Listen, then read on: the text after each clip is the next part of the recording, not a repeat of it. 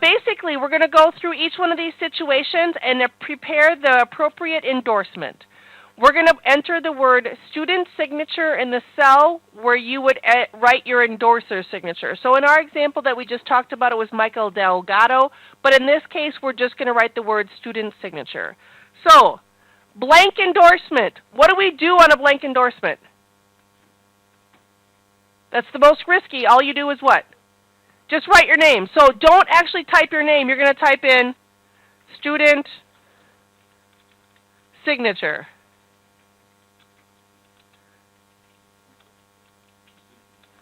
Students. No, you have to do an apostrophe.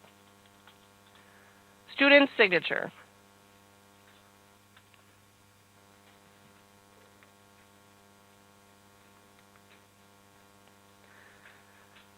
Now, for a special endorsement, basically what we do with a special endorsement is we go through and transfer that ownership from us to someone else. And who are we giving this ownership to? Clara, right? So we're going to put on the very first line, pay to the order of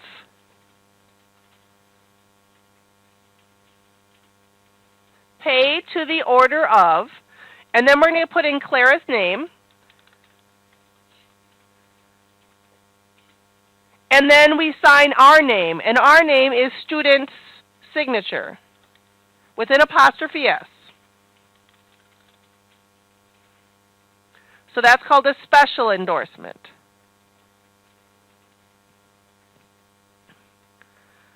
The last one is our restrictive endorsement, and the restrictive endorsement says the only thing you can do with this is deposit it to the account of Grantsburg Accounting. Do you see where it says in the directions?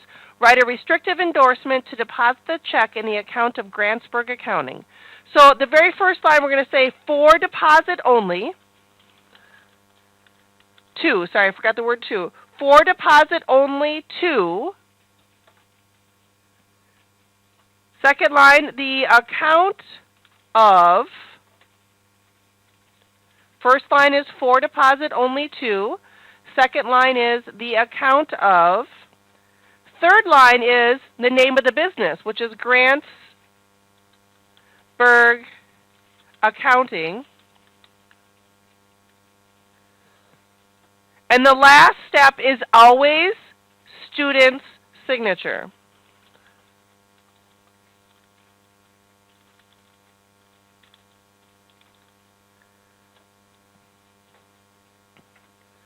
So again, 3 types of endorsements, blank, special, and restrictive. We can go ahead and grade step 1. Woo! I got them right. Anyone else?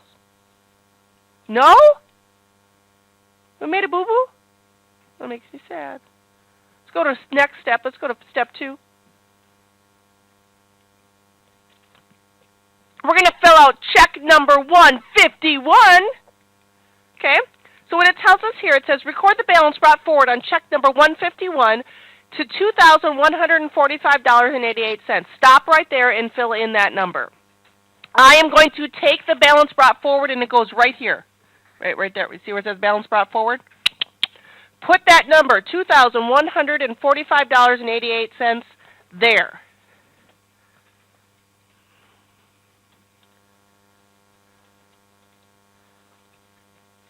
Okay. The next thing it says, record a deposit of $316 made on June 30th of the current year on check stub number 151. Stop right there. Let's do that. We got to put in a deposit. So we're going to go ahead and put the date there. We're going to do 6 for the month, and then we'll do 30, and then they have dash dash for the year right here. So we're filling in the month and the day. The year they have a dash dash. Now, the amount of this check is $316. So I'm going to go ahead and put that in my amount column. And I'm going to put in .00 because I don't want to leave off my cents. Now, deposits do what to my account balance? Increase or decrease? Increase. Deposits will always make the amount of my account go up. So I have to take $2,145.88 and add $316. And when I do that, I get $2,461.88. So I have just prepared these first two sentences for my directions. Now it says prepare check number 151 to A1 Computers for repairs for $148. Use June 30th as the date. Okay, so now I'm filling out the checks. I start with the check stub first. On the very top, the amount in numbers, 148.00.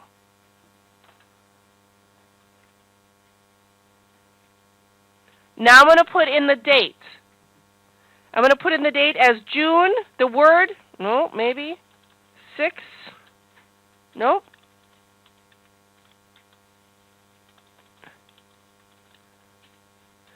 J-U-N, period? Okay.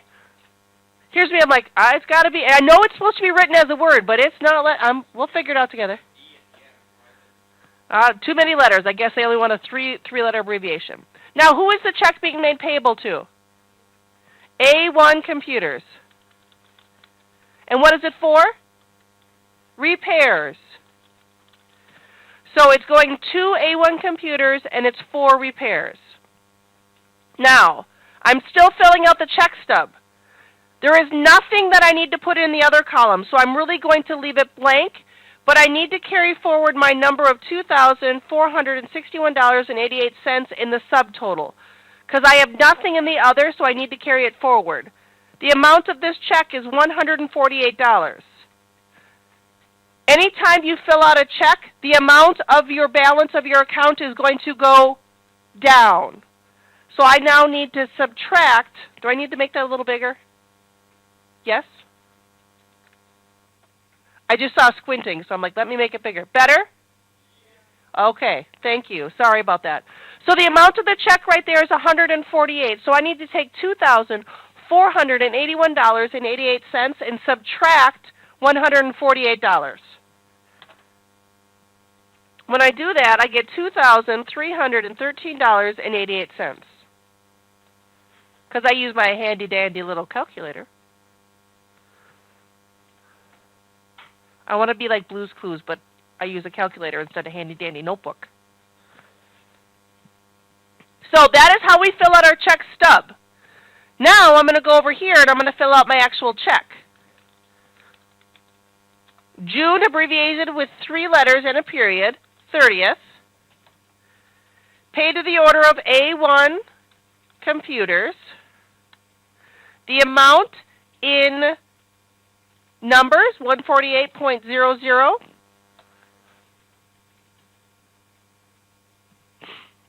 Now the amount in words. 148 and no, I'm not sure. We'll see if they'll mark it wrong.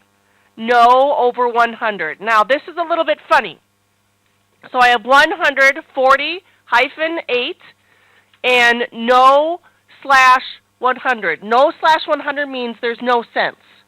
If I was writing out this check for 33 cents, I would do 33/100, meaning it's 33 cents out of 100 for $1. But this one has no cents, so I'd write it that way. It is for repairs, and then I'm going to sign it student signature.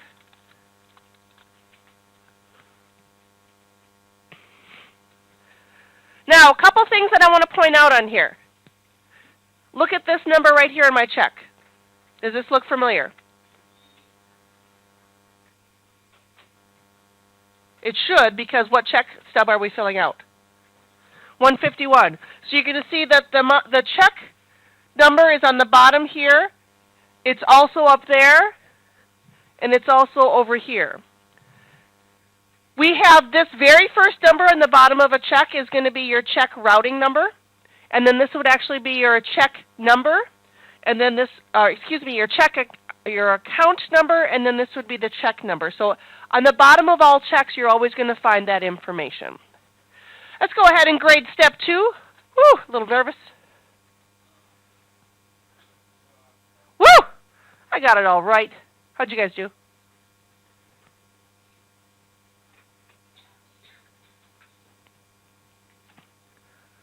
Now, we're going to fill out check number 152. First thing it says is bring the balance forward. So I'm going to put on there $2,313.88 because it gave me that right in my directions. Now it tells me to prepare check stub 152 to Southwest Supplies for $62 using June 30th. So I'm going to go ahead and start at the top, putting in 6200 June period 30th. It's going to Southwest Supply, and it's for supplies. Now, on the stub portion, we have nothing for a deposit, so I leave that blank. I have to fill in the subtotal, so I'm going to carry that number forward, $2,313.88. There is nothing in the other column. I leave that blank. Carry my subtotal number forward, $2,313.88. So you will notice I just put that amount on there 3 times. You must do that. Now it says the amount of this check. That's where I put in 62 smackaroonies. Smackaroonies, you bet. Now, 62, I'm going to subtract 62 from $2,313.88. Gives me a new balance of $2,251.88.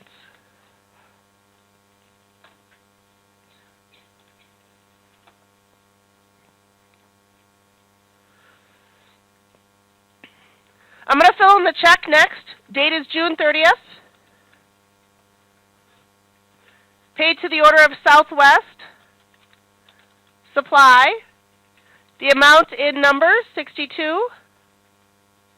The amount in words,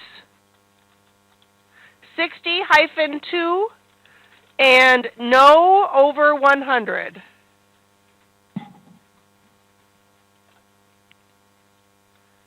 And it's for supplies, students, signature,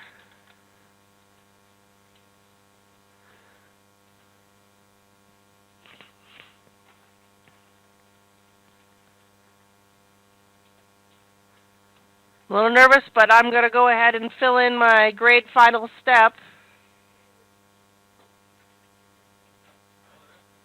Woo! I got it all right.